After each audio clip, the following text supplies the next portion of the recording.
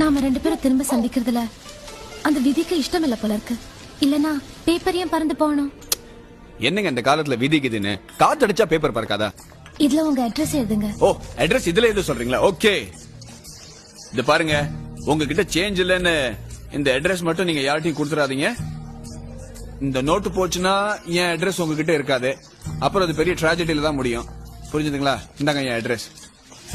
என்ன செஞ்சிட்டு இருக்கீங்க? இப்ப இந்த நோட் உங்ககிட்ட இருக்குமா என்கிட்ட இருக்குமா? என்னங்க நோட் அவங்க கிட்ட கொடுத்துட்டீங்க? அதான் விதி. ஐயோ மறுபடியும் விதியா?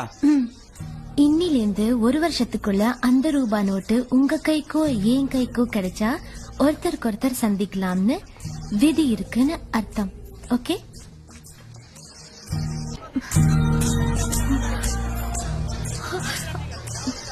ஜமுனா அப்போ பின்னாடி ஜெகநாத். ஏமா எல்லாம் முடிஞ்சு போச்சு. இப்போ வந்தா எப்படி?